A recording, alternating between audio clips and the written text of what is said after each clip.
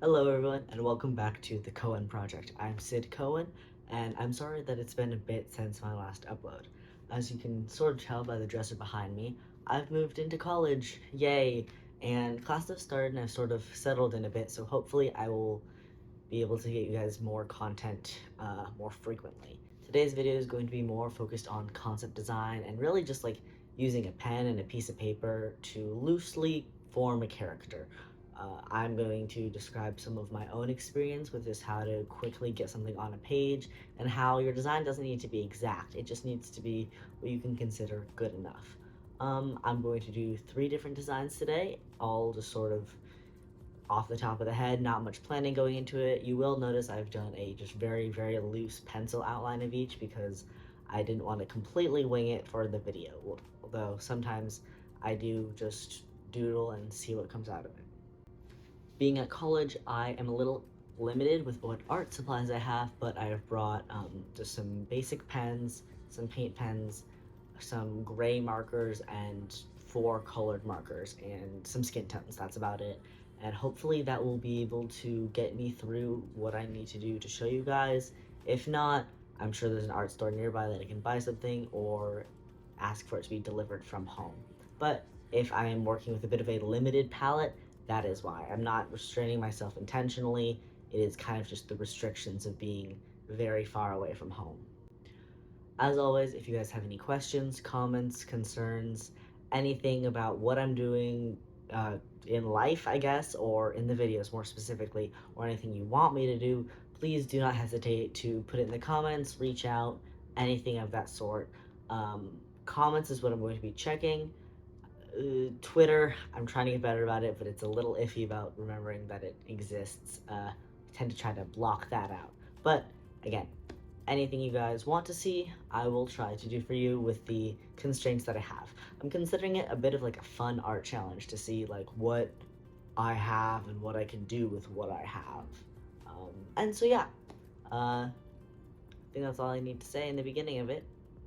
Oh, actually, next video will hopefully be uploaded soon because while I was filming this, I also filmed some clips that will be used for the next video just to kind of get it all together at once. And so my goal is to get something out.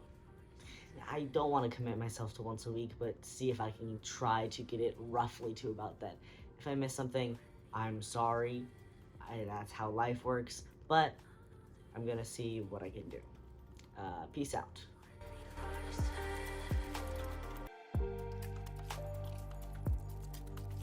So as you can see here, I have made a couple just basic sketches beforehand so that I have some guidelines to work with and you don't see me messing with character designs for a while. I am just using a basic mechanical pencil for that, and for the liner I'm just going to use one of those like Sharpie pens. And yeah, that's kind of all I'm working with here, and I'm going to kind of show a time lapse of me doing it all. Out of the 3 character designs that I created, this first one has the most actual detail in the character itself.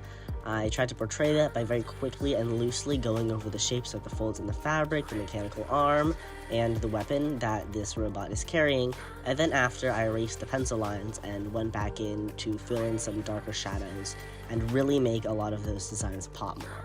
This is important for characters with this much complexity to really help define the characteristics.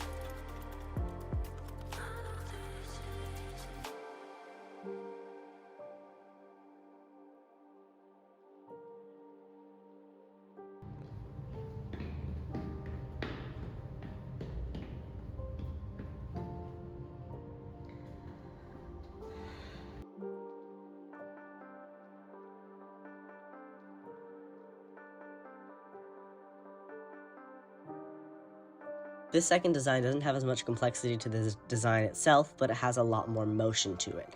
And to kind of portray that, I did a lot of quick and long pen strokes as opposed to some more small sketch style ones, especially on the pants and the arm, to really get the feeling like this character is in motion and moving, and then once again erased.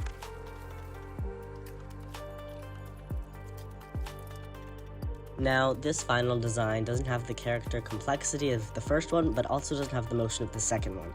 Instead, it has more of a complex pose.